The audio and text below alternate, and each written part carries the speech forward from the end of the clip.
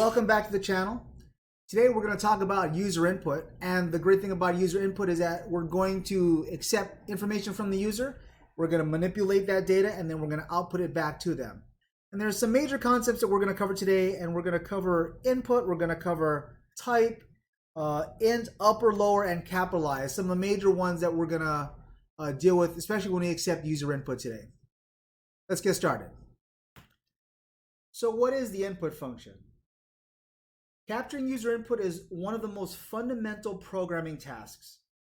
We can use the input function and pass it to a string or pass it to a variable, and we can display that information back to the user, as I said earlier. So in this example, I've written a variable called name, which equals an input, and we're going to say, what is your name? And so if I run this example right now, nothing's going to happen. It's just going to ask me first, what is my name? I'm going to say Howard, and then that's it, because we haven't done anything with this data.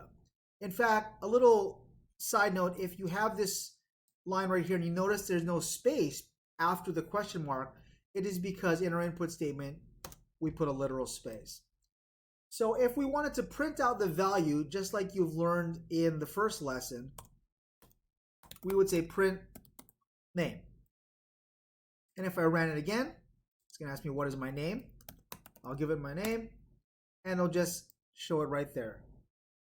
So, and we can modify that by putting a string and the comma, and then followed by the variable. So hopefully you remember that from the first lesson. If you haven't remembered, then you can just go back and then watch lesson 1 again, and come back and watch this all over. So let's do the print function, and then we'll have a string, and then we'll follow it by the variable. So we'll say hello, comma name. I'm going to save it. I'm going to run it. What is my name? It says hello Howard. There we go. So if you wanted to run a little practice right now, I want you to ask the user for his or her name and print it to the screen. But the input is not just limited for asking names. We could also ask them how old they are. And going back to the code, I'm going to clear that out. So back to the code, why don't we just say two things? We'll say name, and then we'll say age. Now, since code runs in a linear fashion, it's going to first ask them, what is your name? And then we'll say input, what is your age? Some of you keen-eyed programmers out there are going to understand that as soon as we run this, the age is not going to actually be an integer, it's going to be a string, and that's fine. Let's just test it right now. We'll say hello, name, we'll do another comma, and then we'll say you are, there, you notice a space right here, by the way? You can do that. We'll go over it together. You are, and you don't have to do that because this comma automatically puts it in another space. So you are, and we'll do a comma, and we'll say age, and we'll comma again, and we'll say years old. Why don't we save this and run it? And it's going to now ask you, what is my name? So I'll say my name. It's going to ask me how old I am. I'm 100. Hello, Howard. You are 100 years old. So what you've done now is you've accepted input from the user. And now we can start building more things. We can say, decide what is your name and what is your age. We can start taking in values, and we can start manipulating these values. It's like when you go to a website and they ask you what is your name, and they save that information and it carries forward. It's the same method here. All right, let's continue. So now we're going to do something a little tricky to force an error. We're going to actually create our own error. So we're going to do two things. We're going to create a variable called age, and then we're going to multiply it by 2. So why don't we erase this out? We'll come back up here, and we'll try to multiply this age by 2 by saying print age multiplied by 2. I'm going to hit save, and I'm going to hit run. What is my age? And I'll say it's 100. And if I hit enter, you'll notice you get 100 and then another 100, not 200. So this is a little tricky. In Python, it took whatever the variable was, and you said multiply by 2. Now it's a string. It's not an integer, right? We never declared it was. The input is a string. So if you said age multiplied by 2, it's going to say 100 and then another 100. So what we need to do now is we need to convert that to an integer which is where our next function comes in.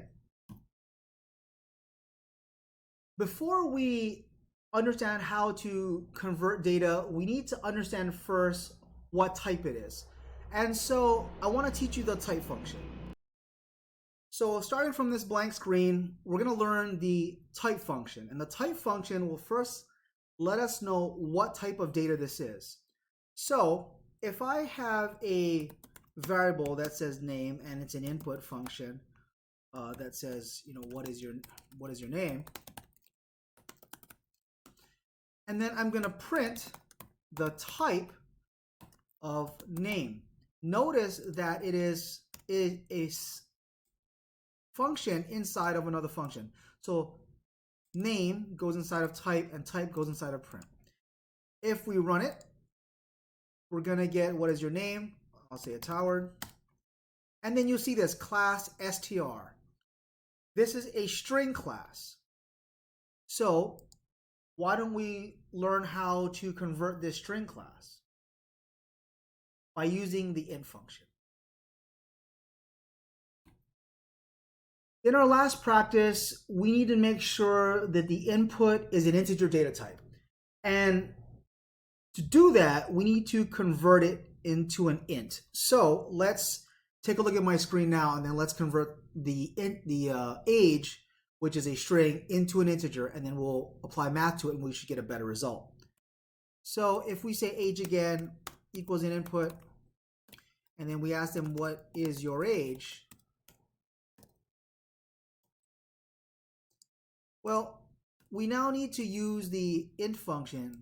So we're going to wrap this input as an int, okay? And to prove what kind of data type it is, I'm going to say type age. And then we're going to say print age multiplied by 2, just for double proof, I guess. So if I hit run, and then it's going to ask me what my age is, I'll say 100. And if we've done this right, it'll say class int and then 200. There we go. Class, it is now an integer. And then my value is now 200. So this is a good function to use, especially when you're trying to ask a user a number and you want to make sure that number is an actual number. It's an integer instead of a string.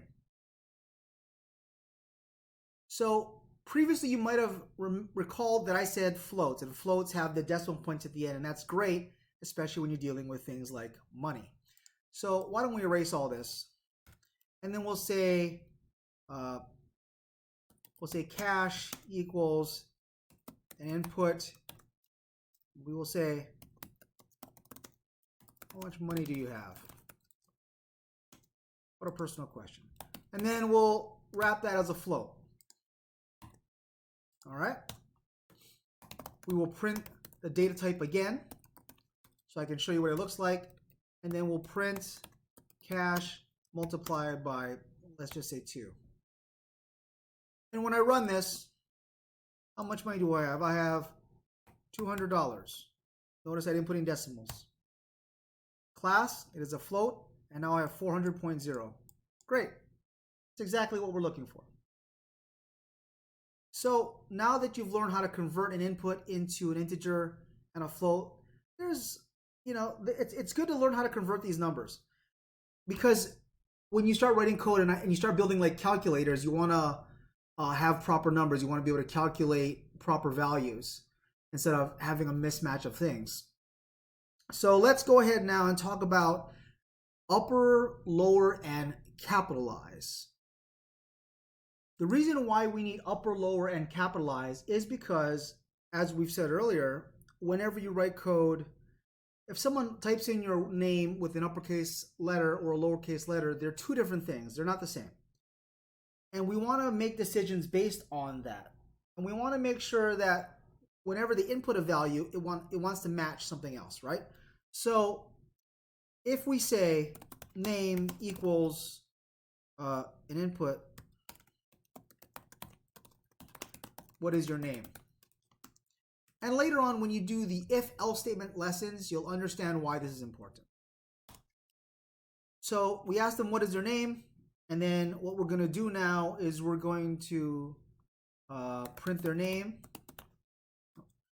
But let's say they entered all lowercase letters. And we want to say that we want to capitalize the first letter of their name, or we want to make it all uppercase or all lowercase. And this is where you add these functions in. So looking at the screen now, we'll edit it out. So what is your name? And we'll say dot capitalize. Capitalize. There. Okay. And I hit save, and I hit run. What is your name? And I'm going to type in all lowercase letters. I hit enter, and then it capitalize the first letter of my name. Consequently, we can also say lower, which is going to make it all lowercase letters. And then we can say upper, which makes it all uppercase letters. So in your practice now, what I'd like you to do is I'd like you to go ahead and ask the user for his or her name, practice capitalizing, practice lowercase letters, practice uppercase letters. A fun little exercise to do is a Mad Lib style game. Do you remember Mad Libs where you ask for nouns and adjectives and things like that, and you pop it all in? So why don't you ask the user for like their name, a location, and then their favorite food, and then go ahead and build a little story based on whatever they said. I'm not going to code this out for you. I think that's something you can do yourself. That's fairly easy to do. It's a fun little exercise, especially if you've never written code before. And when I've taught this to elementary school kids, they've loved it every time. So practice that. Make a fun story based on whatever the user input is. All right? And as usual, if you have any questions, just go ahead and leave comments in this video. Thanks for watching, and I'll see you on the next one. Bye.